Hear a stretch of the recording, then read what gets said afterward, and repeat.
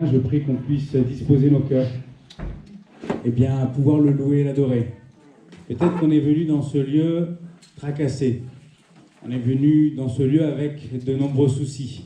Parfois, un seul suffit à gâcher toute la journée ou ce culte que nous voulons rendre au Seigneur. Eh bien, souvenez-vous, frères et sœurs, qu'on est là ce matin pour honorer notre Dieu. Parce que, eh bien, il n'a rien à prendre de nous, en fait. Il n'a rien à tirer de nous, puisque c'est lui qui a tout fait pour nous. Mais nous voulons lui offrir eh bien, notre adoration, notre célébration. C'est un jour de fête, le culte. Amen. Et nous voulons nous souvenir que Jésus-Christ a offert sa vie pour nous parce que nous en avions besoin. Parce que nous avons certainement péché depuis que nous sommes nés. Et parce que tous sont pécheurs, la Bible le dit dans Romains. Et nous avons besoin de la grâce du Seigneur. Et je crois encore aujourd'hui, nous avons besoin de la grâce du Seigneur. J'ai besoin de la grâce du Seigneur à chaque jour. Et je dois continuer ce chemin dans lequel eh bien, je me suis engagé avec lui. Et ce coûte que coûte, semaine après semaine, jour après jour, mois après mois, année après année pour certains. Et que le Seigneur puisse vraiment se sentir bien au milieu des louanges de son peuple. Que notre bouche puisse l'honorer, mais aussi notre cœur. C'est là ma prière. Amen. Je vais introduire ces moments par une prière et après je laisse la place à l'équipe de louanges qui va entamer ce culte avec des chants d'adoration, de louanges et de réjouissance. Amen. Seigneur, nous te bénissons pour l'opportunité que tu nous fais et parce qu'aujourd'hui encore, nous croyons que tu nous as prêté à chacun un souffle de vie. C'est vrai, tu es maître, roi et seigneur et tu pourrais prendre des décisions vis-à-vis de nous telles que tu le souhaites, telles que tu l'entends, parce que tu es le Seigneur des seigneurs. Merci mon Dieu parce que tu nous as prêté encore vie. Merci parce qu'aujourd'hui nous sommes là. Merci parce que nous voulons disposer nos cœurs devant ta face.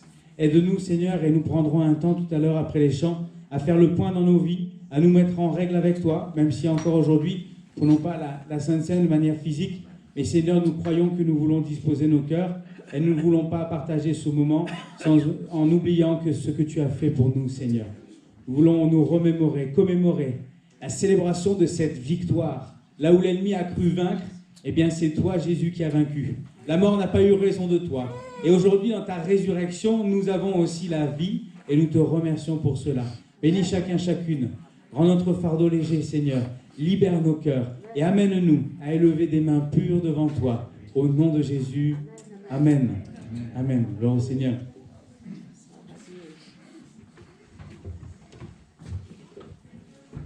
Bonjour chers frères et sœurs, comment allez-vous ce matin? Vous allez bien? Il y a de la louange, de l'adoration dans vos cœurs? Amen. C'est pas toujours facile, c'est vrai, on peut passer par des moments difficiles, mais il est dit ceci dans la parole de Dieu, dans les psaumes: tu as changé la lamentation en allégresse. Il a cette capacité, quand nous sommes dans la lamentation, de changer les choses en allégresse. Tu as délié mon sac et tu m'as scellé de joie. Il a pris sur lui nos fardeaux, amen, afin que mon cœur te chante et ne soit pas muet. Éternel mon Dieu, je te louerai toujours. Amen. Il est dit un peu plus loin: chantez à l'Éternel, vous qui l'aimez, célébrez par vos louanges sa sainteté. Alléluia. Nous avons vraiment ce désir dans nos cœurs ce matin de le célébrer, de le louer, de le chanter, parce qu'il est bon avec nous, notre Seigneur et notre Dieu. Il veille sur nos vies, quoi qu'il arrive. Il est là, présent.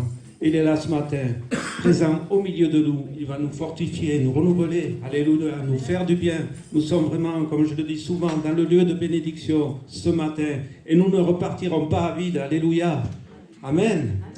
Il va nous donner ce matin encore des forces nouvelles. Et nous voulons vraiment le louer et l'adorer de tout notre cœur. Il en est digne, lui seul en est digne. Amen. Chantons car Dieu est là. Ceux qui veulent se lever le peuvent, Ceux qui veulent frapper dans les mains le peuvent, c'est pas interdit,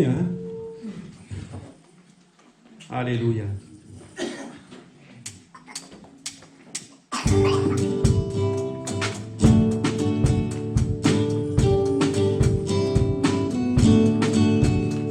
Chantons car Dieu est là, poussons des cris de joie, laissons-lui un trône de reconnaissance, un palais de louange.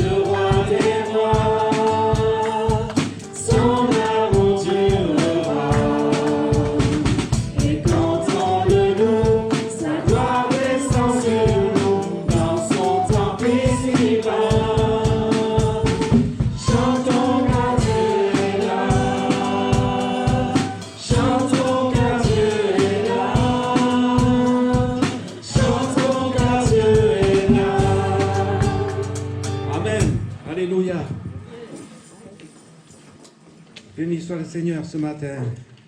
Seigneur, élève-toi, notre Dieu. Élève-toi, oh notre Dieu, oui, que ton règne vienne sur la terre, que ton règne vienne parmi nous, c'est le désir de nos cœurs. Oh, race et tribus de toute la terre, te loueront à jamais. Amen. Un jour, toutes les tribus le loueront. Alléluia. Notre Seigneur qui vit dans le ciel règne et fait tout ce qu'il veut, malgré tout ce qui se passe sur la terre. Hein. Dieu est assis sur son trône et c'est lui qui règne. Alléluia. Alléluia. Élève-toi, notre Dieu.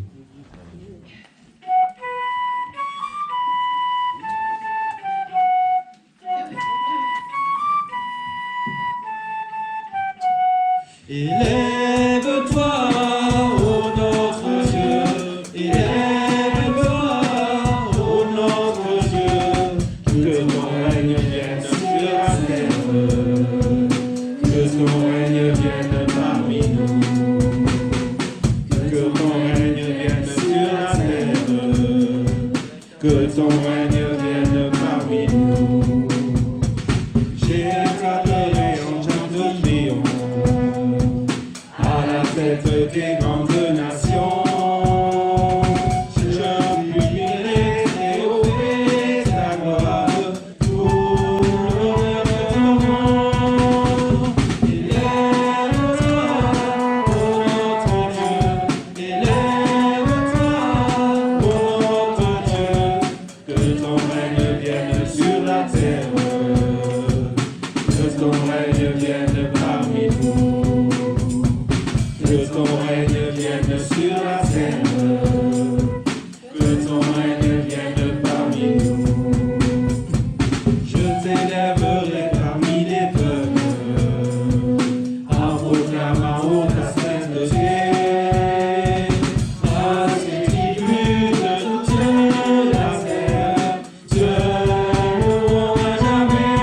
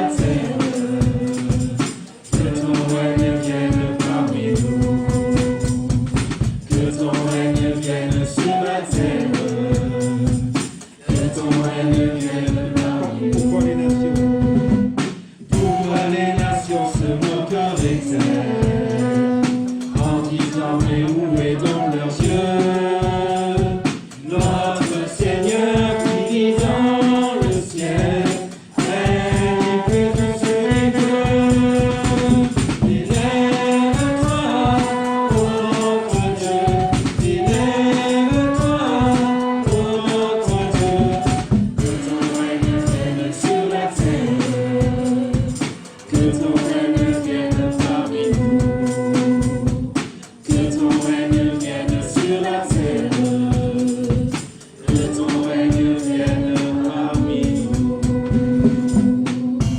Amen. Alléluia. Le jour viendra où il y aura le règne du Seigneur sur la terre. Alléluia. Amen. Et nous serons avec le Seigneur. Oh, à lui soit toute la gloire. Entends mon cœur, Seigneur, ce matin. Amen. Dieu ne regarde pas aux apparences, hein. Il regarde au cœur. Amen. On sait que le prophète Samuel s'était trompé, hein, quand Dieu l'a envoyé pour oindre David. Hein. Lui, il a vu le frère de David, un homme d'une grande prestance, avec un bon physique. Et cela l'a trompé, parce qu'il a regardé avec les yeux. Mais Dieu, lui, il ne regarde pas à l'apparence des hommes, il regarde au cœur. C'est ce qu'il va apprendre à Samuel. Alléluia. À Dieu soit toute la gloire. Il connaît nos cœurs ce matin. On peut être trompé par les apparences souvent. Hein. Mais lui, le Seigneur, il regarde nos cœurs et il sait ce que nous sommes. Hein.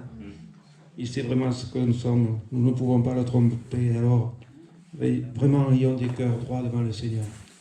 Amen. Entends mon cœur ce matin et mon esprit qui te loue. Entends le chant d'amour d'un enfant racheté. C'est ce qu'il y a dans nos cœurs ce matin.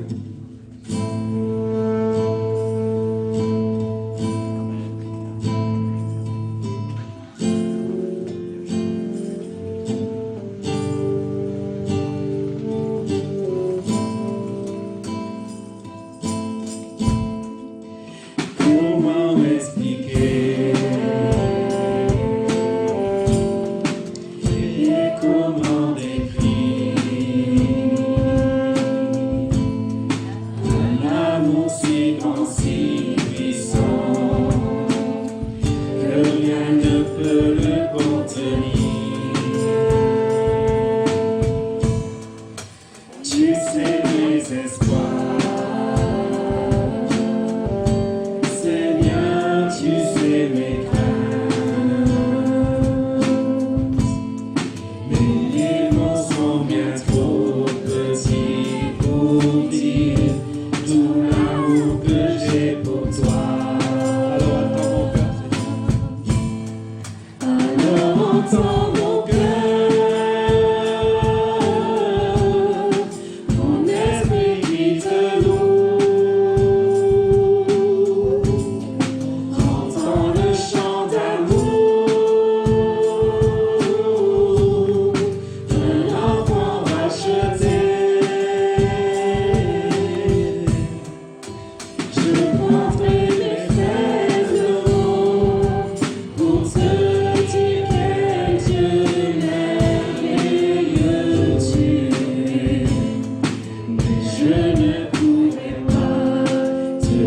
Combien je t'aime, alors entends mon cœur. Si tout comme la pluie, les mots pouvaient couler, et si j'avais l'éternité, je ne pourrais pas l'exprimer. Dans les battements de mon cœur, tu l'entendras toujours. Merci pour la vie, pour la vérité et pour le chemin. Alors entends mon cœur. Mon esprit qui te loue, entends le chant d'amour d'un enfant racheté. Je rendrai mes frères de haut pour te dire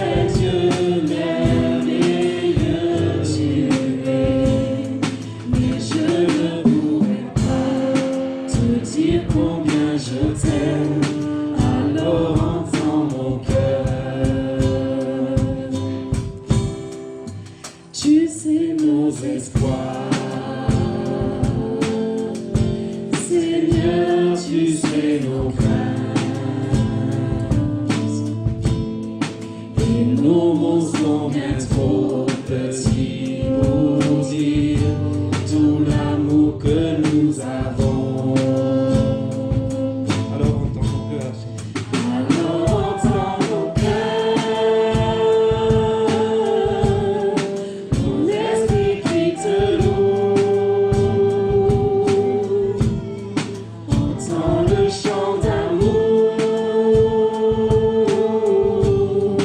un enfant racheté. Je compterai mes faibles mots pour te dire quel Dieu merveilleux tu es. Mais je ne pourrai pas te dire combien je t'aime. Alors entends mon cœur. Et je ne pourrai pas. Te dire combien je t'aime. Alors entends mon cœur. Oui, Seigneur, c'est difficile de te dire que nous t'aimons, Seigneur. C'est vrai, parce que les mots sont trop petits pour exprimer notre amour, c'est notre reconnaissance, Seigneur. Mais toi, c'est vrai, tu sondes nos cœurs et à travers nos cœurs, tu vois notre amour, notre reconnaissance. Oh Seigneur, tu vois combien nous sommes heureux de t'appartenir, d'être devenus tes enfants, Seigneur. Quelle joie, oui, d'être devenus tes enfants. Seigneur, merci, ô Père, merci pour le don de ton Fils Jésus, notre Sauveur, celui qui nous justifie devant toi. Oui, celui qui nous a ouvert l'accès au lieu très saint. Seigneur, comment ne pas te louer, t'adorer? Oh, toutes tes bontés, ton amour est si grand, si merveilleux à notre égard. Nous n'avons rien mérité, Seigneur. Oh, merci vraiment pour le pardon de nos péchés. Merci, Seigneur, d'avoir fait de nous le temple de ton esprit. Oh, merci de nous avoir amené à la connaissance de la vérité. Merci de nous avoir sortis des ténèbres pour nous amener à la lumière. Il y a tant de merci, il y a tant de merci. Oh, Seigneur, oh, à toi toute la gloire. Tu es grand, tu es digne de louange, tu es digne d'adoration. Nos yeux sont fixés sur toi. Nous savons qu'un jour nous te verrons. Oui, Seigneur, nous serons avec toi dans l'éternité. Quelle joie de savoir cela, Seigneur. Et cela nous pousse vraiment à une vie qui te soit agréable, Seigneur, à marcher dans tes voies, à glorifier ton nom, à te faire connaître à ceux qui sont encore dans les ténèbres, pour qu'eux aussi puissent venir à la lumière, te louer, t'adorer, Seigneur. Tu es grand et digne de louange, nul n'est semblable à toi. Gloire et louange au Père, au Fils et à l'Esprit Saint. Amen.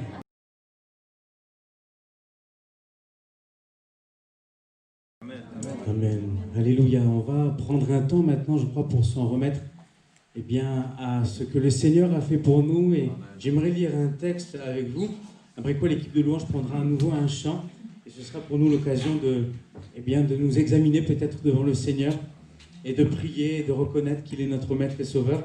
Et je vous invite à ouvrir la Bible dans la deuxième épître aux Corinthiens et au chapitre 1, verset 1. 2 Corinthiens, chapitre 1, verset 1. Voilà, je vous laisse le temps d'ouvrir la Bible. C'est précieux, c'est important. Merci que nous ayons la possibilité d'avoir le livre avec nous. 2 Corinthiens, chapitre 1, verset 1.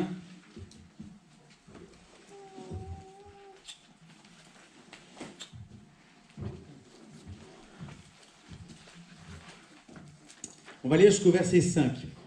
Paul, apôtre de Jésus-Christ, par la volonté de Dieu, et le frère Timothée, à l'église de Dieu qui est à Corinthe, et à tous les saints qui sont dans toute l'Achaïe. Que la grâce et la paix vous soient données de la part de Dieu notre Père et du Seigneur Jésus-Christ. Béni soit Dieu, le Père de notre Seigneur Jésus-Christ, le Père des miséricordes et le Dieu de toute consolation, qui nous console dans toutes nos afflictions, afin que, par la consolation dont nous sommes l'objet de la part de Dieu, nous puissions consoler ceux qui se trouvent dans quelque affliction. Car de même que les souffrances de Christ abondent en nous, de même notre consolation abonde en Christ. Amen. Amen. Seigneur, nous te remercions parce que, au travers de ta parole, nous prenons conscience ou nous considérons peut-être de nouveau que c'est en Christ que nous avons notre consolation. Et si nous sommes affligés de quelque chose, c'est toi qui nous pardonne. C'est ton sang qui purifie. C'est ta vie qui nous a fait entrer dans la consolation parfaite, celle que nous prenons sur la terre, mais celle qui saura aussi durer dans l'éternité, lorsque nous serons réunis avec toi. Seigneur, nous avons cette considération de la consolation divine qui est en nous, qui est parfaite et qui ne s'éteindra jamais. Merci de relever nos cœurs ce matin. Merci de disposer nos cœurs à te louer encore quelque temps, à te bénir, parce que toi seul en es digne. Amen.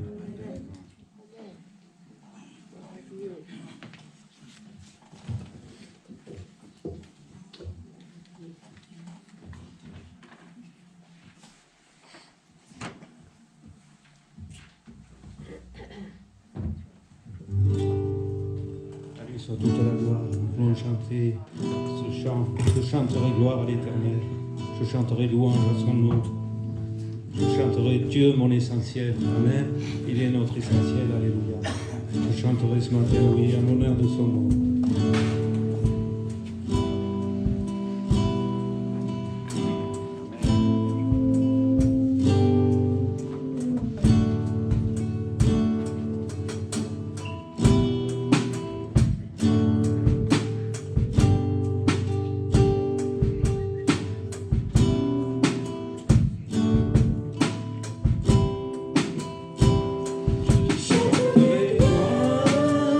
À l'Éternel.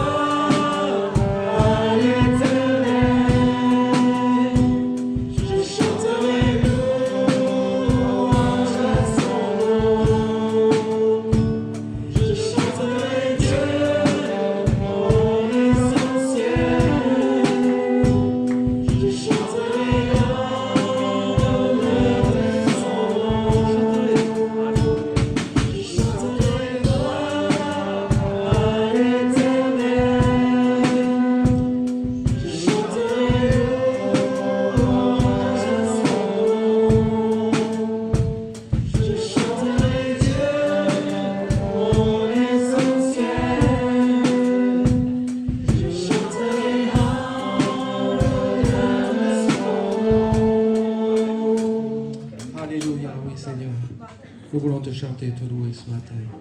Dieu, tu es notre essentiel. Amen. Alléluia. Alléluia. On va laisser la place à notre frère. Alléluia. À lui soit la gloire ce matin.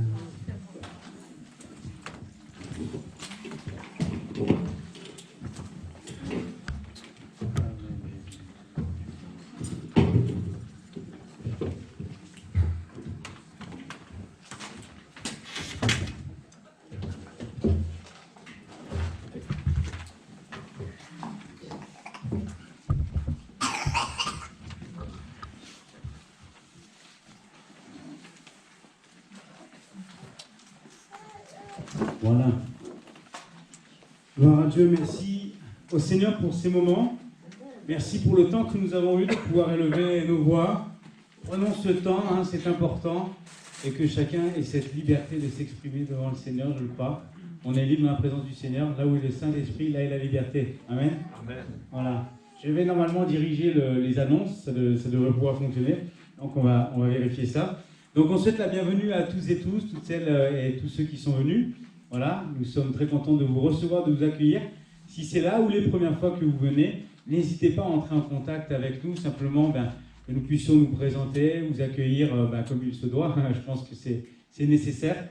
Et en tout cas, soyez bénis. Voilà. Alors, il faut juste que je l'allume. J'avais tout préparé. Voilà. Je vous rappelle les règles sanitaires, mais vous les connaissez déjà. Mais simplement pour vous dire que cette semaine, j'ai eu l'occasion de rencontrer le CA de l'Église, avec Patrick Bertalon aussi, mon confrère dans le ministère avec qui je travaille sur l'Église, lui de manière administrative, moi de manière effective et on va dire pour l'apport spirituel. Et on s'est vu donc cette semaine. Et donc on a évoqué ces questions-là et si on est obligé de vous rappeler les restrictions qui nous sont données parce que aujourd'hui, si jamais on devait être contrôlé et qu'il y avait un problème dans l'accueil, la façon dont nous sommes accueillis, on peut subir une fermeture administrative de 3 mois. Donc je vous donne, parce que c'est des chiffres que j'ai appris cette semaine. Donc c'est pour ça, sans vouloir paraître, excusez-moi l'expression, lourd, mais nous sommes obligés, et croyez-moi que c'est pas forcément ma partie préférée, les annonces, mais c'est quelque chose que je fais quand même par devoir, et je le fais avec plaisir et avec respect des autorités auxquelles nous sommes soumis et que nous devons respecter. C'est Jésus qui nous l'a enseigné. Donc je vous rappelle qu'il est important de porter le masque durant le culte et de pouvoir vous désinfecter les mains à l'entrée et si possible à la sortie, puisque vous avez un flacon qui se trouve là-bas derrière. Voilà, merci de faire ceci afin que tout puisse bien se passer. Même sur l'estrade, c'est un casse-tête pour nous, on essaie de s'organiser pour que tout le monde puisse intervenir sans qu'il y ait de conditions propices à diffuser quoi que ce soit. Voilà. Merci à vous pour ce détail et pour votre écoute. Pour l'agenda, il y a un petit changement. À partir de cette semaine, donc je préviens toute l'église, j'ai commencé jeudi. À partir de cette semaine, donc, nous allons reprendre les réunions à peu près comme elles étaient auparavant, c'est-à-dire le mardi soir, nous allons nous retrouver à Miramont, à 19h30.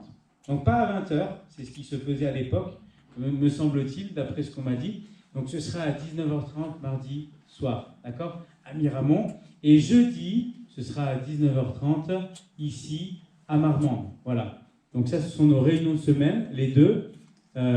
Et ensuite, nous retrouvons, comme d'habitude, le dimanche à l'église, ici. Pour la Sainte Seine, on envisage la reprise. On n'a pas posé de date encore, mais on envisage la reprise avec une distribution protocolaire. Vous voyez ? Donc, on va s'organiser, on en a déjà parlé justement avec le CA, et on va mettre ça en place pour que nous puissions faire un passage de la Sainte Seine, bien entendu, et vous le verrez. Donc, on espacera les gobelets dans les plateaux. Vous vous souvenez qu'à l'époque, il y avait des plateaux avec les gobelets. Donc, au lieu d'avoir des plateaux remplis de gobelets, on va les espacer. Et donc, il faudra prendre un seul gobelet. Et pour ce qui est du pain, on est en train de voir encore, mais la possibilité de vous distribuer avec une pince ou quelque chose comme ça. Il suffira pour vous de tendre la main pour qu'on puisse vous donner le pain. Et pour cela, évitez tout contact. Donc, vous ne piocherez pas dans une corbeille de pain avec vos mains, avec vos doigts. mais cela vous sera distribué. Je rappelle aussi que la Sainte Seine est quelque chose de réservé à ceux qui connaissent le Seigneur, qui sont baptisés d'eau par immersion, voyez, et qui ont fait l'engagement d'une bonne conscience avec le Seigneur. Je rappelle par principe, et ça c'est biblique. Voilà.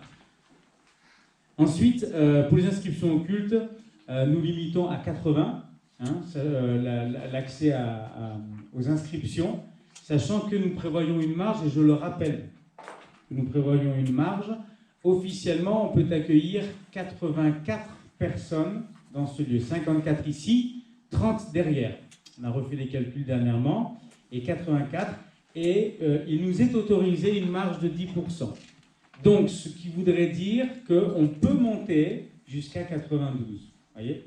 Mais je souhaite, en tant que pasteur, responsable de l'Église, et aussi avec Patrick Bertalon, stopper les inscriptions à 80. Ça ne veut pas dire que si vous n'êtes pas inscrit, vous ne pouvez pas venir ici. Vous pouvez venir, puisqu'il y a encore une marge, on va dire, jusqu'à 12 personnes. Voyez. Donc je le disais ce matin, à part s'il y a un réveil, et je dis merci Seigneur, et qu'il y a une foule de 150 personnes qui arrivent, on sera obligé de prêcher dans la rue, mais gloire au Seigneur. Mais dans tous les cas, nous, en tant que pasteur, croyez-moi bien, que pour moi le but, c'est, malgré les restrictions, de pouvoir accueillir le plus grand nombre. Parce que je souhaite que chacun ait accès à la parole de Dieu, puisse avoir aussi une nourriture spirituelle. Donc nous nous efforçons de faire le nécessaire pour que ces choses se passent bien. Croyez-nous que ce n'est pas toujours évident et que parfois il y a des complications, mais en tout cas nous sommes nécessaires. Nous arrêtons à 80, la marge a déjà augmenté par rapport au temps précédent, mais nous pouvons monter encore. Donc si jamais quelqu'un de nouveau se présentait, si vous venez de manière spontanée accompagné de quelqu'un qui ne connaisse pas encore l'Église, il y aura de la place pour l'accueillir, ça je le pense. Voilà. Alors, ensuite, hop, ça va trop vite. Le service de ménage, donc cette semaine normalement, c'est Rudy, David et Sandrine, donc pour que le ménage soit fait pour dimanche prochain. Pour les jeunes, donc samedi, nous nous retrouvons à 17h30 sur le thème échec et maths. Alors j'explique, normalement c'était le thème d'il y a 2 semaines, de la semaine dernière. Mais, et je dois vous l'annoncer avec une certaine déception, il n'y avait pas de jeunes la semaine dernière. Pourtant, quand je considère l'historique de l'Église, nous avons la capacité de recevoir des jeunes. Il y a des jeunes qui sont en contact avec l'Église. Donc, je vous réinvite les jeunes, et vous qui avez des jeunes dans vos familles, donc c'est à partir de la seconde jusqu'à 25, 28, 30... Bon, après, on réfléchit un peu. Mais vous pouvez venir et on vous accueillera avec joie à 17h30 ce samedi, afin que nous aussi, en tant que jeunes, on puisse comprendre quel est le but de Dieu pour nos vies. Les collégiens, donc c'est dimanche 11 octobre, donc dimanche prochain, vous voyez, à 10h, sur le thème la différence. Eh bien, nous recevons les collégiens. Nous les avons reçus la semaine dernière. Ils étaient 6, ils étaient avec mon épouse qui apportait le thème « Beau, belle, tel que tu es ». Eh bien, ils ont été ravis, ils étaient 6, ils étaient enchantés. Et j'étais content aussi pour eux, parce que lorsque je les ai un peu interrogés, ils m'ont dit « Ah là, quand est-ce que c'est la prochaine fois ?» Vous voyez. Donc, amenez vos ados. C'est le collège de la 6e à la 3e. Et pour ceux qui sont en seconde, vous avez toujours la possibilité d'intégrer aussi les collégiens et de suivre la jeunesse en même temps. Voilà, si vous le désirez. Donc, je sais qu'il y a des ados parmi nous. Donc, voilà, dimanche prochain, soyez présents et nous accueillerons avec joie. Pour les offrandes, donc je rappelle qu'elles sont disponibles à l'issue du culte. Petite modification, c'est qu'au lieu d'avoir placé l'urne ici, parce qu'il y a la salle polyvalente derrière, et comme normalement on est censé respecter, et on respecte le sens de circulation, les gens de la salle polyvalente, les frères et sœurs de la salle polyvalente, ne peuvent pas revenir ici pour donner l'offrande. Donc du coup, on a placé la boîte dans la salle polyvalente, à proximité de la sortie, à peu près au milieu de la salle. Comme ça, vous pouvez bien participer à l'offrande selon votre souhait, votre désir.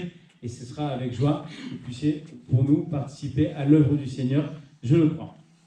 Voilà, merci de mettre vos portables en silencieux ou en vibreur. On va maintenant ouvrir la Bible et on va passer donc au diapo suivant. Je vais vous inviter à ouvrir la Bible dans le psaume 100. Super, merci. Dans le psaume 100, versets 1 à 5, nous allons lire le psaume 100 entièrement.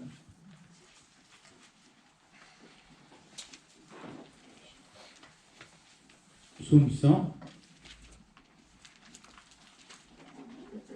Alors normalement, il va s'afficher. Donc tu peux, Marc, si ça ne t'embête pas, tu peux rester sur le PowerPoint, parce que là, j'ai mis le...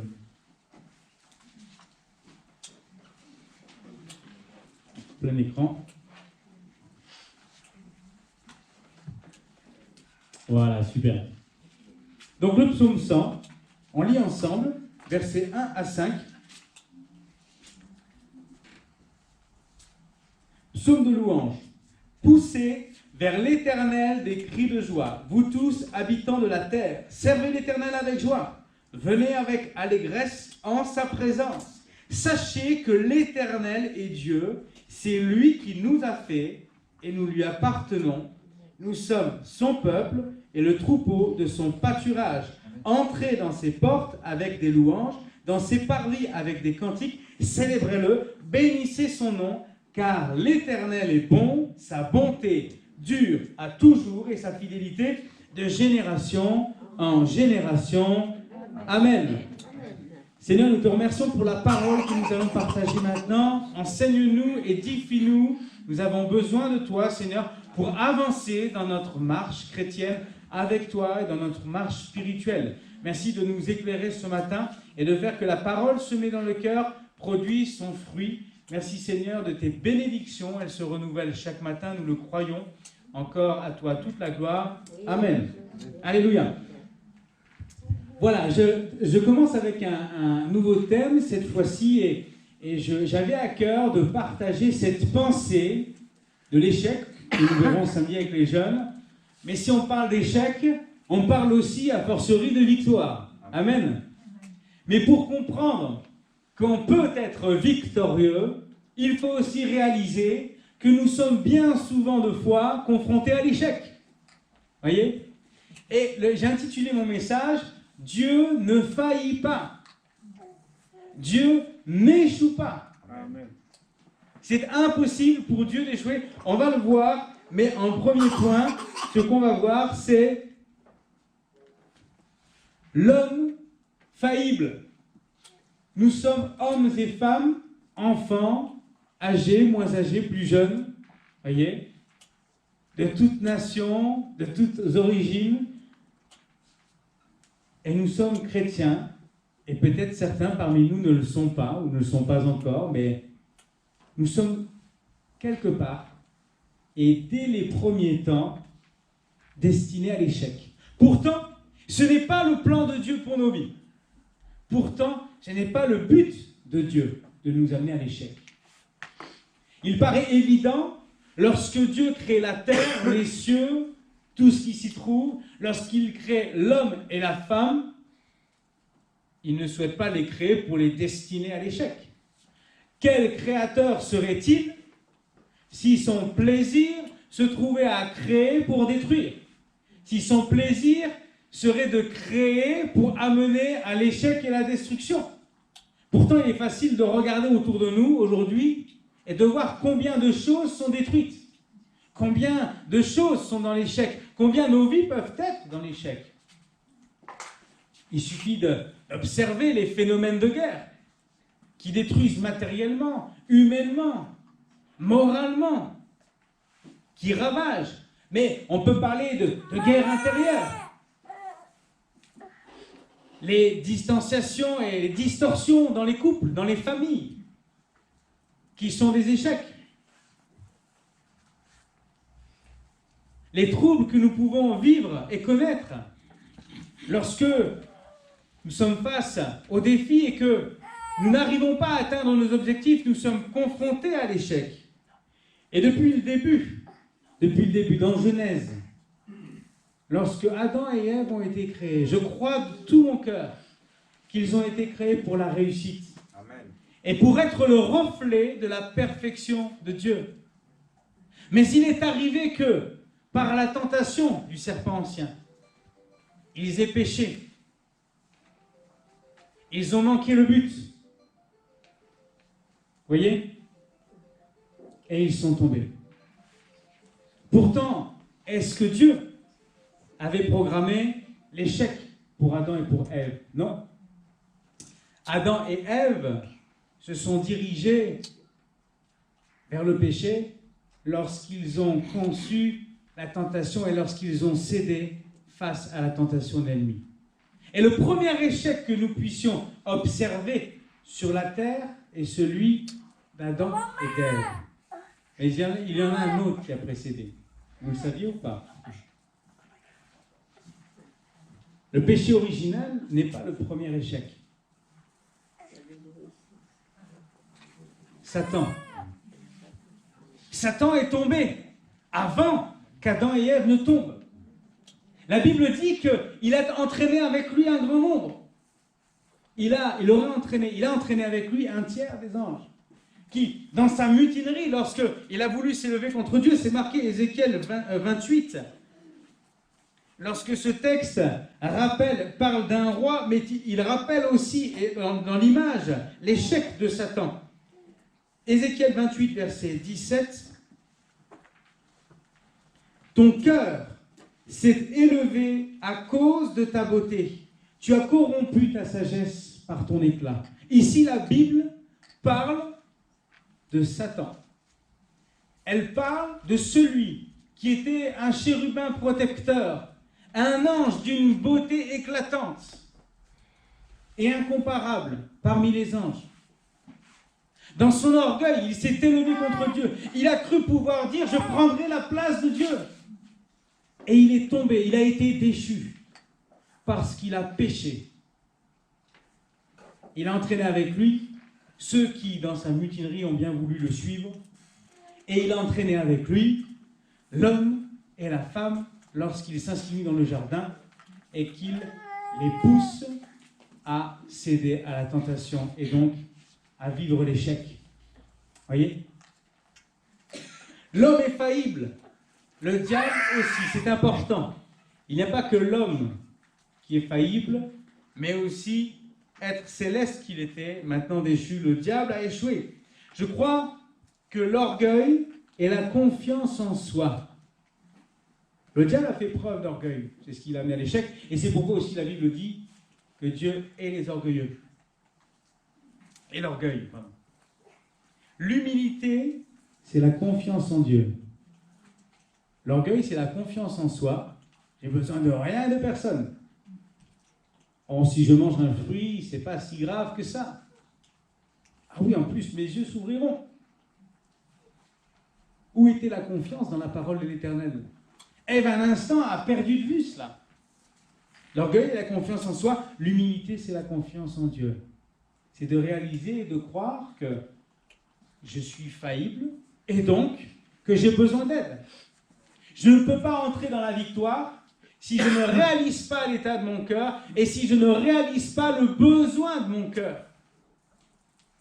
Si je nie le fait que je suis faillible et que je suis destiné à l'échec si je ne change pas, si je nie cela, je ne pourrai jamais entrer dans la démarche de la victoire.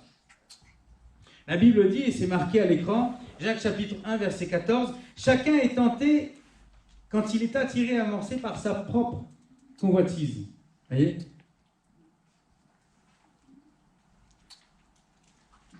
Un pasteur disait, j'aime beaucoup Craig Rochelle, un pasteur américain, un jour disait, dans une de ses prédications à laquelle j'avais assisté, il disait que la tentation, c'est quand on croit pouvoir se passer de Dieu. C'est quand on souhaite faire les choses sans Dieu. Effectivement. Quand à un moment donné, on essaie et on tente par ses propres forces tout ce que nous pouvons pour entrer dans la réussite, c'est une déclaration qui dit « Seigneur, je n'ai pas besoin de toi, je réussirai. » Ça ne veut pas dire qu'il ne faut rien faire, voyez. Mais la tentation, c'est l'idée de croire qu'on peut s'en sortir sans Dieu. C'est ça la tentation. C'est une des définitions qu'on pourrait lui donner, voyez. Mais on ne peut pas s'en sortir sans Dieu. Ève, quand elle a mangé le fruit, elle est tentée, elle s'est dit « Tiens, mais si mes yeux s'ouvrent, peut-être qu'il y a des choses que je pourrais obtenir par moi-même, que sais-je ?» Voyez. J'aimerais établir une corrélation entre la foi et la défaillance. Et c'est mon deuxième point. Vous savez, Quand je dis que je crois pleinement en mon Dieu et que lorsque je prie, je ne suis pas pleinement convaincu qu'il puisse me guérir, je suis dans l'obligation de vous dire que nous avons failli. Quand je dis que je crois pleinement en Dieu et lorsque je prie, je ne suis pas certain ou convaincu que Dieu puisse me guérir, alors il y a un non-sens. J'ai failli, voyez. Et je crois que pour ne pas échouer, une clé très importante, c'est d'exercer la foi. Et la parole en parle. Luc 22, verset 32, c'est écrit. Luc 22, 32. Mais j'ai prié pour toi, afin que ta foi ne défaille point, et toi, quand tu seras converti, affermis tes frères. J'ai prié afin que ta foi ne défaille point. Nous nous dirigeons lentement et doucement vers l'échec à mesure que notre foi diminue. À mesure que nous perdons la foi ou que nous ne vivons pas la foi pleine et entière. Voyez ? Et Jésus dira, j'ai prié afin que ta foi ne défaille point. Je crois que nous devons demander l'aide à notre Seigneur. Et nous devons lui exprimer notre besoin en disant, Seigneur, viens au secours de ma foi. Viens au secours de ma foi. Aide-moi à entrer dans la vie pleine et heureuse et victorieuse à laquelle tu m'as promis en faisant preuve de foi. Si je manque de foi, si je manque de sagesse, Seigneur, viens et remplis-moi parce qu'elles viennent, toutes les deux viennent de toi. Alléluia. Et on a besoin de ça. Tout à l'heure, on a lu, on peut lire un peu plus tôt, c'est Jacques chapitre 1, versets 1 à 4. Ici, il s'affiche à l'écran, versets 2 à 4. On va lire du verset 2 au verset 4. Jacques chapitre 1.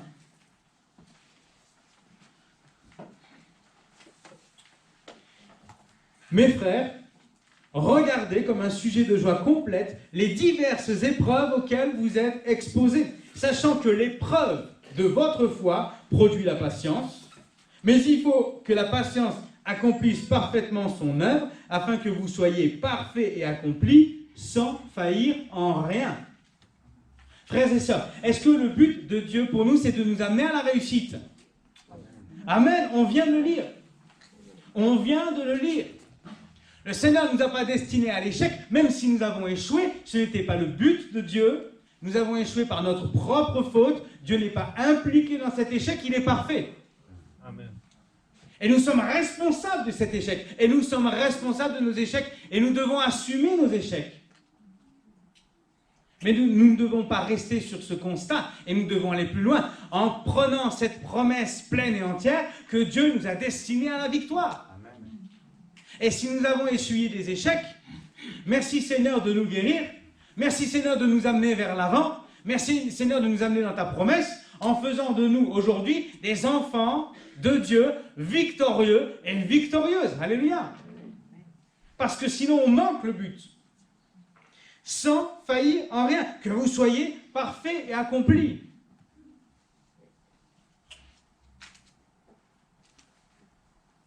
Est-ce que lorsque tu regardes ton prochain, ton frère, ta sœur, tu vois quelqu'un de perfectible, de parfait ou qui pourrait être parfait? Ou est-ce que tu dis, bon, lui, on ne pourra rien en tirer? Moi, quand je considère ma vie, lorsque je me regarde, je suis conscient de ce que je suis. Je veux être honnête avec le Seigneur. Et je sais que je suis loin de la perfection. Mais je ne veux pas m'arrêter là. Je veux aller plus loin. Et s'il est possible de tendre vers cette perfection, s'il est possible de prendre exemple sur Jésus-Christ et de marcher dans ses pas et d'être à son image, alors je veux le faire. Parce que si Jésus vit en moi, alors je suis devenu une nouvelle créature et je dois marcher à l'image de Jésus-Christ. Mais pour ne plus faillir, ou pour tendre vers cette perfection, la Bible dit, Jacques chapitre 1 verset 3, l'épreuve de votre foi. C'est une sorte de réaction en chaîne. L'épreuve de la foi produit la patience accomplit une œuvre parfaite en nous, Et lorsque nous devenons parfaits et accomplis, nous pouvons considérer que nous sommes sur la voie de celui ou de celle qui marche sans faillir. Et si tu veux vivre dans la victoire, et si tu veux délaisser les échecs derrière toi, il faut commencer avec l'épreuve de la foi. Alors je me posais cette question, c'est quoi l'épreuve de la foi? Ce n'est pas l'exercice de la foi. Quand j'exerce la foi, il peut y avoir des miracles instantanés qui se produisent. Je prie, j'obtiens la guérison par la foi. Vous voyez? Il peut y avoir des choses qui se produisent instantanément. Mais l'épreuve de la foi, c'est quoi? Je me suis noté. C'est lorsque nous continuons à croire dans les promesses que Dieu nous a faites, même quand nous ne les voyons pas s'accomplir, même lorsque Dieu tarde. Lorsque je prie et que Dieu répond instantanément, ce n'est pas l'épreuve de la foi. C'est la foi qui s'accomplit tout simplement. Mais pour éprouver la foi, c'est-à-dire pour vérifier l'authenticité de la foi, la constance, l'essence de notre foi et sa valeur, il faut l'éprouver. Quand on veut vérifier que l'or est de l'or, on va l'éprouver. Pour ça, on va le soumettre à une tension terrible, à une chaleur terrible, pour voir. Vous voyez? C'est comme ça qu'on va vérifier. Et nous devons accepter, pour que notre foi soit révélée, que nous soyons nous-mêmes mis à l'épreuve. Si nous ne sommes pas mis à l'épreuve, alors comment notre foi sera révélée? Comment notre foi va-t-elle s'exprimer? Et l'épreuve de la foi, c'est ça, de continuer à croire dans les promesses de Dieu, même quand nous ne les voyons pas s'accomplir. C'est dans Hébreux, si je me souviens bien, où il est question des martyrs, qui, par la foi, sont allés jusqu'au bout, même si dans le temps terrestre, ils n'ont pas vu les promesses qui leur ont été faites s'accomplir, mais ils les verront s'accomplir dans le ciel. C'est ça la foi. C'est pas à prier d'avoir la réponse systématiquement à tout instant où je prie. C'est de savoir si je vais continuer à croire. Si tu vas continuer à croire, même lorsque tu ne vas rien voir se produire. C'est ça la foi. Croyez que Paul, quand il a été enchaîné, quand il a été traîné, lorsqu'ils ont été lapidés, battus, etc., il a oublié la foi. Est-ce que Dieu était encore avec lui? Oui, malgré les épreuves. L'épreuve de la foi, et je le redis, pour que nous puissions mémoriser cette pensée importante de cette matinée, c'est de croire dans les promesses du Seigneur, même lorsque nous ne les voyons pas s'accomplir. Dieu ne saurait tarder. La persévérance, tout comme la foi, façonne l'infaillibilité que nous pourchassons. Et j'espère que vous la pourchassez. Nous souhaitons devenir infaillibles. 2 Corinthiens chapitre 6, verset 4 nous dit « Et voici comment nous nous recommandons nous-mêmes en toutes choses comme serviteurs de Dieu, c'est en vivant avec une persévérance sans faille dans les détresses. » Les privations, les angoisses. C'est en vivant avec une persévérance sans faille dans les détresses, les privations et les angoisses. Ma persévérance est sans faille. Lorsque je suis éprouvé de toutes parts, je continue à garder le cap. Même si on m'ôtait tout, même si on me privait de tout, même si je suis dans la détresse, si je garde ma foi dans le Seigneur, si je persévère sur le chemin dans lequel je me suis engagé, alors je vais pouvoir atteindre ce désir, lorsque je pourchasse l'infaillibilité, lorsque je veux bannir l'échec de ma vie. 2 Corinthiens chapitre 12, verset 12 aussi dit « Les marques qui caractérisent un apôtre ont été produites parmi vous. Une persévérance sans faille, des miracles, des prodiges, des actes extraordinaires. Ce qui accompagne un apôtre reconnu et véritable sont les miracles, les prodiges et les actes extraordinaires, mais c'est aussi une persévérance sans faille. Frères et sœurs, persévérons, gardons courage. laissons Dieu éprouver notre foi. Même si cela semble difficile, c'est en cela que je vais grandir. C'est en cela que Dieu va me façonner. C'est en cela que je vais être transformé. C'est en cela qu'au moment où j'échouais à l'époque, aujourd'hui, je vais pouvoir tendre vers la victoire. Jusqu'où notre persévérance peut-elle subsister? Si Dieu permet que nos ressources viennent à diminuer, est-ce que nous allons persévérer? Si Dieu permet à ce que notre santé soit touchée, est-ce que tu vas persévérer? Si Dieu permet à ce qu'un membre de ta famille soit attaqué et éprouvé, est-ce que tu vas persévérer? Si Dieu permet à ce qu'un être cher disparaisse, est-ce que tu vas persévérer? Réponds dans ton cœur à ces questions ce matin, on pourra en poser tout un tas d'autres. Jusqu'où ta persévérance peut-elle, ou voudrais-tu qu'elle te mène? Certains ne persévèrent pas beaucoup. Premier souffle, première brise, et ils se couchent. Mais Dieu ne nous a pas appelés à ce destin. La Bible ne dit-elle pas que si nous avons les pieds fermement ancrés sur le rocher, nous pourrions subir toutes sortes de tempêtes, nous resterions là, en demeurant fermes sur Jésus-Christ? Vous vous souvenez de cette parole et de ces chants, de ce chant qui en a été issu, le fou construit sa maison sur le sable. Il n'a pas de fondation. Vient une tempête, vient la pluie, vient les vents. Il y a beaucoup plu ces temps-ci. Cette nuit aussi, je crois. Bon, l'avantage pour moi, c'est que j'ai plus arrosé le jardin. Ou les plantes, mais ça c'est autre chose. Mais si on construit sa maison sur le sable, il est forcé de constater qu'elle ne tiendra pas. Si tu choisis de construire sur le roc, sur le rocher, qui est Jésus-Christ, alors viendra n'importe quelle tempête, tu tiendras bon. Amen. Ce ne sera pas évident, puisque la tempête va battre de plein fouet ta maison. Mais tu resteras fermement ancré. Et tu demeureras infaillible. Alléluia. J'en viens à mon dernier point. Donc je le disais au début de mon message. Dieu ne faillit jamais. Amen. Dieu n'échoue jamais. Même si des hommes pourraient aujourd'hui prétendre, par je ne sais quel conférencier ou connaissance, étude de je ne sais quoi, que Dieu est faillible, ceci, je le crois, est un mensonge. Il n'y a en Dieu aucune possibilité à l'échec. Amen. Amen. Amen.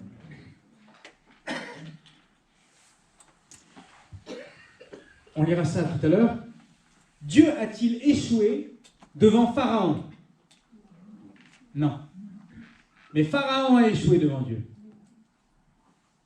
Et il en a payé le prix fort. Puisque son premier-né est décédé. Et tous ceux de l'Égypte avec. Est-ce que Dieu a échoué devant la mer Rouge? Non. Il a créé la mer. Il a créé la terre. Il suffisait pour lui de dire à la mer, écarte-toi, et laisse passer mon peuple. Et c'est ce qui s'est produit. Est-ce que Dieu a échoué devant Nebuchadnezzar? Non. Roi de Babylone. Est-ce que Dieu a échoué devant Hérode? Vous savez, c'est au début des évangiles, il y en a eu plusieurs, je parle de cet Hérode qui a pourchassé tous les enfants de la contrée pour pouvoir détruire Jésus-Christ parce que les textes annonçaient la venue d'un roi et il avait peur pour sa place. Est-ce que Dieu a échoué devant Hérode? Non. Jésus est resté sain et sauf et il a pu accomplir sa mission en allant jusqu'à la croix. Pour Nebuchadnezzar, c'est le rapport avec Daniel notamment. Vous voyez ? Dans la fosse au lion, pas d'échec. Dans la fournaise ardente, pas d'échec. Dieu a-t-il échoué devant Saul de Tarse? Un homme qui déploie toute son énergie pour détruire les chrétiens, pour détruire la foi, pour détruire cette pensée nouvelle, mais révolutionnaire de la grâce. Est-ce que Dieu a échoué face à cet homme? Il est une fourmi. aux yeux du Seigneur. Et pourtant, permettez-moi que Dieu s'est servi de cette fourmi.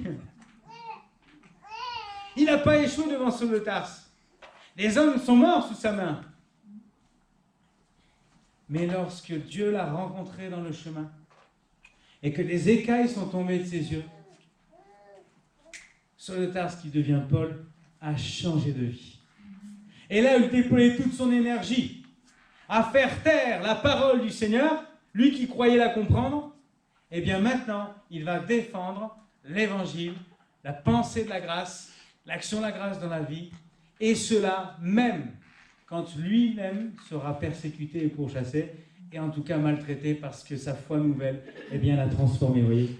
Dieu n'est pas dans l'échec. Nous pouvons prendre tous les textes que vous voulez, nous pouvons prendre même des exemples de nos vies contemporaines. Peut-être qu'il y a quelqu'un parmi nous qui se dit, mais dans ma vie, il y a eu ça, ça et ça. Si Dieu n'échoue pas, pourquoi est-il arrivé ça, ça et ça? Ce n'est pas Dieu qui est dans l'échec. Je le dis au début.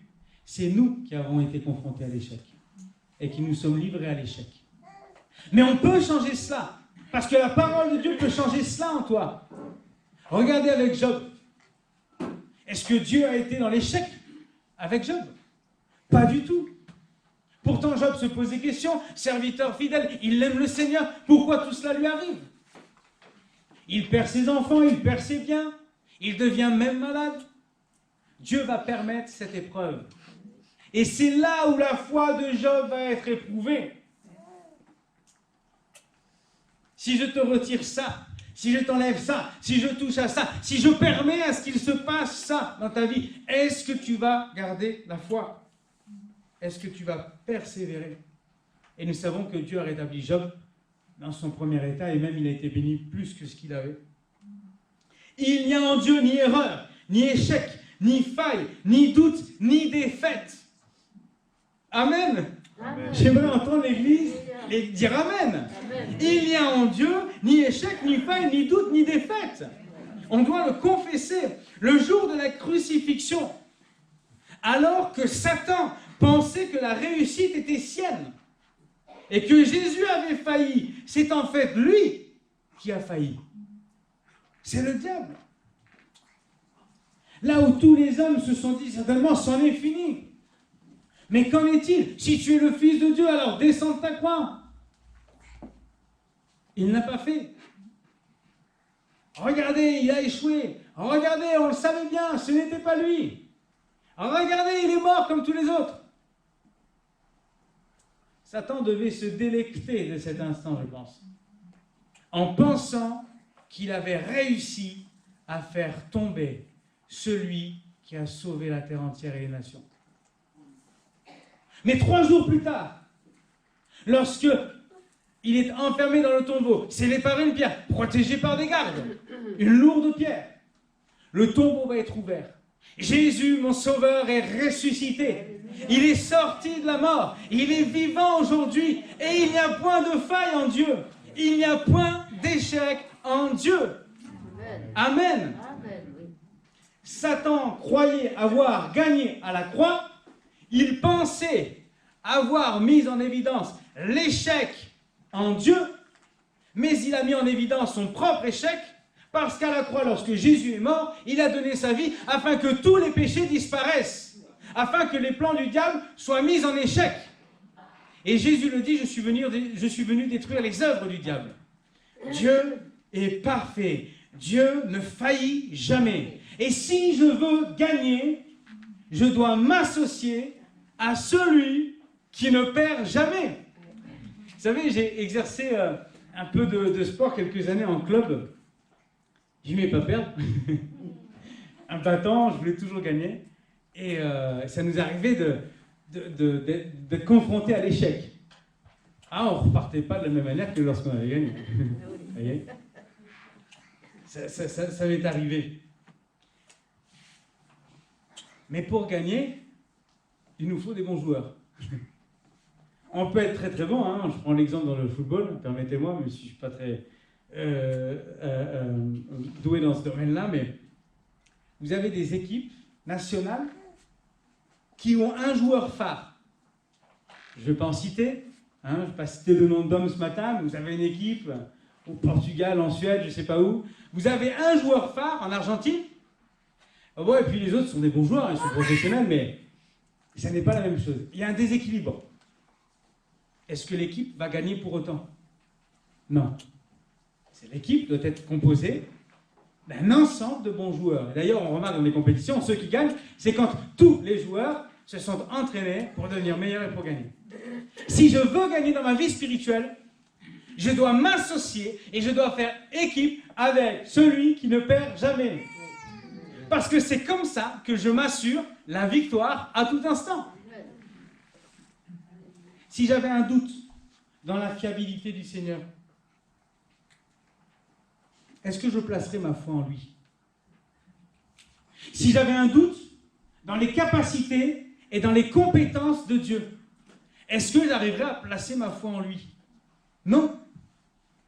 Je ne peux pas placer ma foi dans quelque chose qui est faillible, qui est douteux, qui est tremblant et qui risque de s'écrouler. Mais je ne peux placer ma foi que dans quelque chose de solide, de ferme et de stable. Et c'est en Dieu que j'ai cette constance, cette perfection. Il est le même hier, aujourd'hui, éternellement, il ne changera jamais. S'il a déjà vaincu, s'il vainc aujourd'hui, il vaincra aussi demain.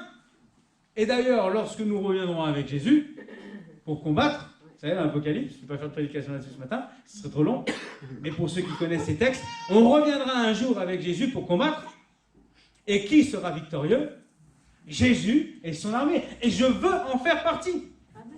Si je veux entrer dans la victoire, dans la destinée de victoire que Dieu a promise pour moi, si je veux délaisser derrière moi l'échec, il faut que je m'associe à celui qui est le plus fort. Amen. Nombre 23, verset 19. Dieu n'est point un homme pour mentir, ni un fils d'un homme pour se repentir. Ce qu'il a dit, ne le fera-t-il pas? Ce qu'il a déclaré, ne l'exécutera-t-il pas? Pensez-vous qu'un jour Dieu puisse vous promettre, que Dieu puisse te promettre quelque chose, et le lendemain, dire, eh bien finalement, je n'accomplirai pas ma parole? Ce n'est pas mon Dieu, ça. Ce n'est pas Dieu. Si Dieu a dit, il le fera. Psaume 33, verset 9, car il dit, et la chose arrive. Il ordonne et elle existe.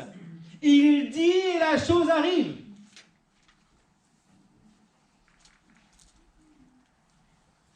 Dieu est fiable. Dieu est infaillible. Dieu n'échoue pas.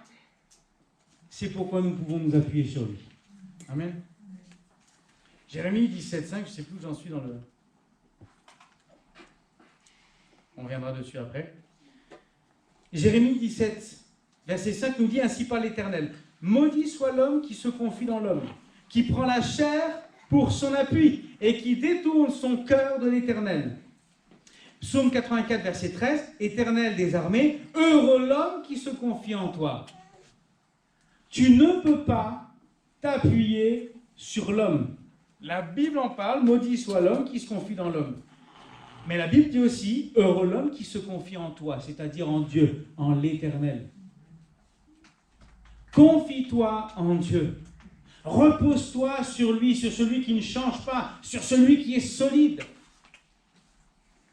Confie-toi en Dieu et en Dieu seul. C'est une autre clé pour entrer dans la victoire et pour délaisser l'aspect faillible de nos vies. On revient à mon texte d'introduction qui finalement est quelque part mon texte de base. Psaume 100, versets 1 à 5. Nous avons lu tout à l'heure au verset 3, « Sachez que l'Éternel est Dieu. » Et je relisais ça et je dis, Seigneur, c'est extraordinaire. C'est pas le tout de dire que l'Éternel est Dieu, mais il faut aussi le savoir. Parce que je peux dire plein de choses sans y croire. Et extraordinaire, dans le psaume 100, verset 3, « Sachez que l'Éternel est Dieu. » Combien de fois, ne répondez pas hein, dans votre cœur, combien de fois avez-vous dit l'Éternel est Dieu, ou vous priez en disant l'Éternel est Dieu, et vous repartez là où vous vous trouviez. Dans l'amorosité, dans la tristesse, dans l'échec. Je dois dire que l'Éternel est Dieu. Mais plus que de le dire, je dois le savoir. Et ça, c'est important. En hébreu, le terme, c'est... Je n'ai pas fait d'hébreu, mais j'ai lu la phonétique, la phonologie. Et ça se dit, je crois, Yoda. Alors, rien à voir avec un film américain. Mais je me demande quelque part, parce que j'ai déjà remarqué ça dans certains films, s'il ne se serait pas inspiré. Bref, je ferme la parenthèse. Yoda, qui veut dire savoir, connaître. Et regardez bien les définitions supplémentaires qu'on donne à ce terme hébreu. C'est savoir par expérience. Il y a des choses qu'on ne connaît que parce qu'on les a expérimentées. Sinon, on reste dans la théorie. Et on ne parle que par théorie. Oui, c'est comme ci, comme ça, mais tu l'as déjà vécu, toi? Non, non, mais c'est comme ci, c'est comme ça. Savoir par expérience. Reconnaître, admettre, avouer, confesser et considérer. Est-ce que nous reconnaissons la suprématie de Dieu? Est-ce que nous admettons l'omnipotence de Dieu? Est-ce que nous confessons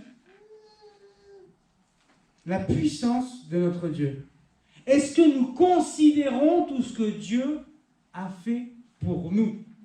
Est-ce que nous savons par expérience ce de quoi Dieu est capable et l'étendue de son amour pour nous?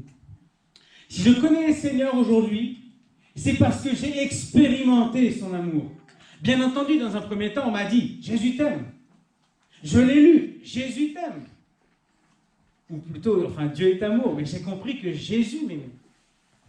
Mais ensuite, je l'ai vécu par expérience profonde, intérieure. Vous savez, quand le Saint-Esprit vous travaille, quand vous êtes là, vous réalisez à un moment donné l'état de votre vie, vous dites « Seigneur, mais je suis pécheur » et je me mets à genoux et je me mets à pleurer parce que je suis convaincu de péché. Et en même temps que je suis convaincu de péché, je réalise qu'il y a un amour qui tombe sur moi et qui me fait comprendre que même si je suis pécheur, Dieu a la solution et qu'il peut prendre ses péchés, qu'il peut les jeter au loin, il peut les jeter au fond de la mer. Il peut les faire disparaître. Il ne s'en souvient plus. Et c'est son amour qui se manifeste en moi. Et c'est quelque chose que je vis concrètement. Ce n'est pas simplement quelque chose que je dis par théorie, que je répète par mimétisme. Mais nous avons besoin tous et toutes d'expérimenter Dieu. C'est pas parce que ton voisin a expérimenté Dieu que toi tu l'as expérimenté. On ne peut pas vivre la foi par procuration. On ne peut pas gagner par procuration. Je vous le dis honnêtement. Quand j'ai gagné avec une équipe, je ne voulais pas être sur le banc. Parce que bon, il y a des champions du monde qui ont une belle médaille, mais qui n'ont pas mis un pied sur le terrain ou qui l'ont mis 10 minutes pendant toute la compétition. Alors ils sont champions du monde, je ne leur retire pas ce titre-là. Mais moi, personnellement, j'aurais préféré être sur le terrain et marquer des buts. Vous voyez ? Il te faut expérimenter Dieu. Il te faut le connaître en intimité. Il te faut aller chercher la personne de Dieu, le savoir par expérience, le reconnaître et l'admettre. Sachez que l'Éternel est Dieu. Ne le dis pas simplement, mais il faut que tu le saches. C'est important. Alors j'en termine avec le verset 5 qu'on avait lu tout à l'heure, psaume 100. Car l'Éternel est bon, sa bonté durera toujours, et sa fidélité de génération en génération. Vous allez me dire, mais pourquoi le psaume 100 en référence avec l'infaillibilité de Dieu? Ben déjà, par rapport au verset 3, il nous faut savoir que l'Éternel est Dieu, et qu'il est au-dessus de tout, donc infaillible. Et au verset 5, que sa bonté durera toujours, et sa fidélité de génération en génération.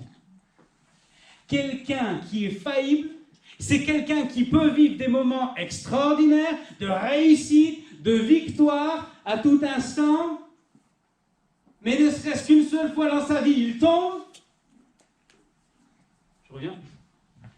Ne serait-ce qu'une seule fois dans sa vie, il tombe, et je peux dire que c'est un homme ou une femme faillible qui a échoué.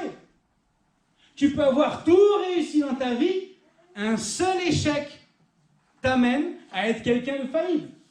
Et Dieu, ça n'est pas le cas. Parce qu'on l'a lu, sa bonté durera toujours, sa fidélité de génération en génération. Il ne change pas. Et c'est aussi ça qui fait qu'il est infaillible. Il ne change pas. Il est Dieu et il ne change pas. Ces deux choses-là font de Dieu, notre Dieu, qui est infaillible. Je le crois, je le déclare, je le confesse et je veux l'expérimenter. Amen. Amen. Exode 34, verset 7. Je termine avec ce dernier verset. Qui conserve, concernant Dieu, son amour jusqu'à 1000 générations. Qui pardonne l'iniquité, la rébellion et le péché, mais qui ne tient point le coupable pour innocent et qui punit l'iniquité des pères sur les enfants et sur les enfants des enfants jusqu'à la 3e et la 4e génération. Vous remarquez de quel amour Dieu nous aime? Si je trouve grâce aux yeux du Seigneur, que je vis son amour et que je suis l'objet de son amour, la Bible dit que cet amour va pouvoir traverser les générations jusqu'à 1000 générations. Si aujourd'hui je suis béni, je suis en train de me poser la question si mon ancêtre, il y a 1000 générations précédentes, il n'a pas été le premier à vivre l'amour du Seigneur. Et aujourd'hui, j'en suis le fruit. Et s'il condamne le péché, parce que Dieu est justice, il condamne le péché, il le fait jusqu'à la 3e, 4e génération. Regardez l'amour de Dieu. Il est infaillible. Dieu est infaillible en toutes choses et en tout temps. Et je le redis, Dieu n'échoue jamais. Amen. Amen. Si moi, je peux avoir échoué, si un jour j'échoue, rappelons-nous que Dieu n'échoue jamais et que je veux en faire mon allié. À lui soit toute la gloire. Amen. Amen. Seigneur, béni sois-tu. Gloire à toi. Gloire à toi dans les cieux très hauts et sur la terre. Sois béni mon Dieu parce que je crois, je confesse que tu es Dieu et que tu es parfait. Pardonne mes offenses, pardonne mes péchés, pardonne mes échecs. Mais Seigneur, tu ne nous as pas fait naître pour que nous demeurions dans l'échec. Et s'il y a en nous cette nature pécheresse, tu nous as destinés à la victoire. Je prie pour toutes celles et ceux ce matin, toutes celles et ceux qui vont regarder ce culte. Tu puisses les bénir, changer et transformer leur vie. Si certains sont dans l'échec en ce moment, si certains n'en peuvent plus, si certains ont choisi de baisser les bras, si certains veulent abandonner, je t'en prie Seigneur, saisis-toi d'eux, reprends-les, sois à leur côté Seigneur, et donne-leur la vie dont ils ont besoin. Amène-les à cette victoire biblique qui prend vie en nous lorsque nous avons confessé, réalisé et expérimenté que tu es notre Dieu et que tu es infaillible. Merci de relever, merci de guérir, merci de sauver aujourd'hui, merci de relever toutes celles et ceux qui sont affaiblis et tu fais d'elles et d'eux, Seigneur, des enfants restaurés, rachetés, dont la victoire est inscrite dans le cœur et dans la vie. Merci à toi, toute la gloire. Merci de bénir ton Église. Merci de bénir l'Église de Marmande. Merci de bénir l'Église à travers la terre, Seigneur. Celles et ceux qui ce matin se sont réunis afin de nous amener, nous, ton peuple, dans cette démarche, dans cette vive victoire. À toi, toute la gloire, au nom de Jésus. Amen. Amen. Gloire à Dieu. Dieu vous bénisse. Voilà, nous terminons là notre culte. Les cultes, désormais, je le pense, commenceront à 10h, ça a toujours été le cas, finiront à 11h30. Donc, voilà, c'est pour vous permettre de prendre vos dispositions. Et que Dieu vous bénisse, je vous souhaite un agréable dimanche et je vous dis à cette semaine ou à dimanche prochain.